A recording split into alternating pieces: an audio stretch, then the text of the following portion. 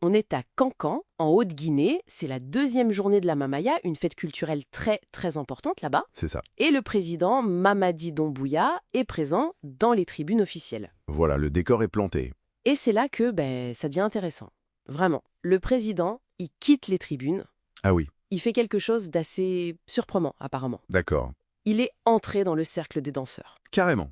Ah oui, carrément. Oui, il a rejoint la fête, quoi. Il a fait quelques pas de danse avec les chorégraphes traditionnels. Exactement. C'est ça qui est fascinant, en fait. Le geste lui-même, c'est pas juste regarder. Non. En participant comme ça, activement, le chef de l'État, il salue la richesse culturelle de cette fête. C'est un symbole fort pour la région du Manding. C'est intéressant cette idée de participation active. Est-ce que ça tranche vraiment avec ce qu'on voit d'habitude pour un président dans ce genre de fête, d'après la source?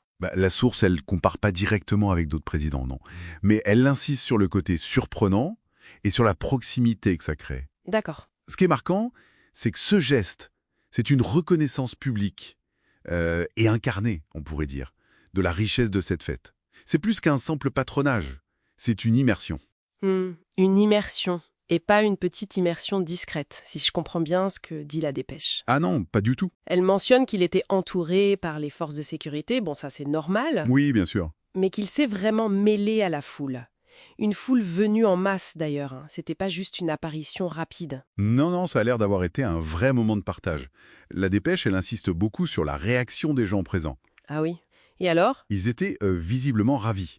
Leur perception, c'est celle d'un dirigeant qui vibre au rythme de leur tradition.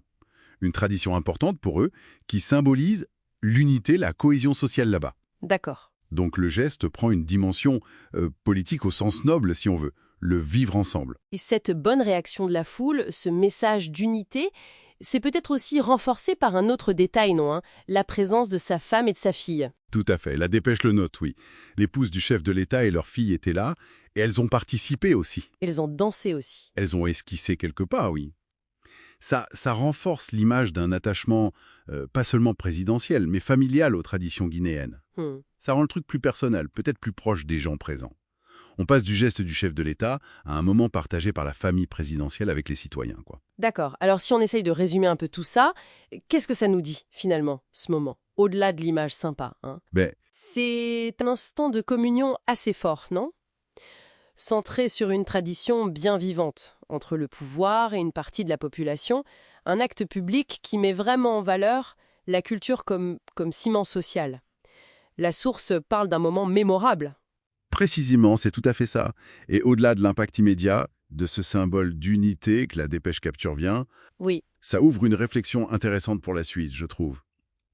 On peut se demander comment ce genre d'actes de participation culturelle, forcément très médiatisés aujourd'hui, comment ils s'inscrivent ou pas dans une stratégie plus large. ah oui, c'est une bonne question ça.